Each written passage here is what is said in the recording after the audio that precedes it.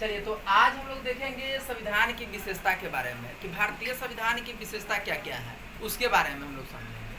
तो पहला की पॉइंट है इसका कि सबसे बड़ा लंबा लिखित संविधान किस देश का है? तो भारत देश का। सबसे बड़ा लंबा लिखित संविधान किस देश का है? भारत देश का। सबसे बड़ा लंबा लिखित संविधान किस देश का है? भारत देश का। दूसरा विशेषता यह है कि आंतरिक एवं बाह्य स्रोत दोनों से लिया गया है। कुछ स्रोत जो है वह भारत से लिया गया है और कुछ स्रोत जो है वह अलग देश से भी लिया गया है। तो कहीं ना कहीं हम लोग कह सकते हैं कि नहीं कह सकते हैं कि ये आंतरिक रूप से और बाह्य स्रोत दोनों से लिया गया है। यह इसकी विशेषता यह भी है कि नम्यता और लचीली दोनों होती है। तो ये तीनों को हम लोग रिकवर एक साथ याद रखेंगे कि सबसे बड़ा लंबा लिखित संविधान किस देश का है? भारत का। कठोर एवं लचीली संविधान किस देश का है? भारत का। आंतरिक एवं बाह्य स्रोत किस देश से लिया गया है? भारत से। बोलिए, कोई दिक्कत? चार में है एकल नागरिकता। क्या है? एकल नागरिकता। बताइए, भारतीय संविधान में सभी लोगों को एक समान अधिकार दिया गया है कि नहीं दिया गया है? एक समान अधिकार दिया गया है कि नहीं दिया गया है? दिया गया है कि नहीं दिया गया है? आगे है मौलिक अधिकार। बताइए, भारतीय संविधान में सभी लोगों को मूल अधिकार दिया गया है कि नहीं दिया गया है? दिया गया है कि नहीं दिया गया है?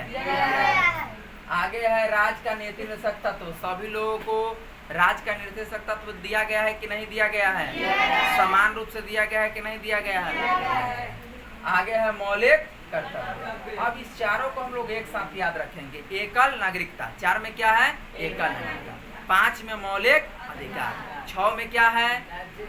राज का निर्देशक तत्व।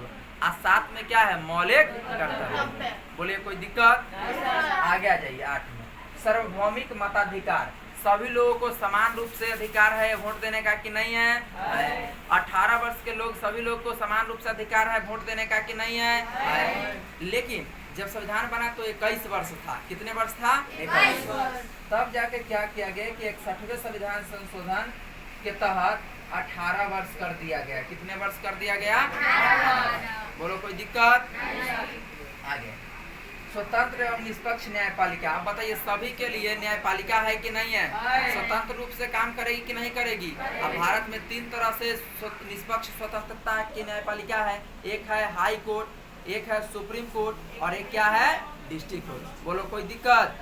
समझ गए हो? चलो आगे है संसदीय शासन प्रणाली। तो आप इस 8 से लेकर 10 तक को एक साथ याद कर लेंगे। आगे है त्रिस्तरीय शासन व्यवस्था, यानी कि 3 स्तर पे शासन होती है भारत में। ये भी एक विशेषता है। और एक है पंथ निरपेक्ष राज, जिसको 42वां संविधान संशोधन 1976 के द्वारा जोड़ा गया।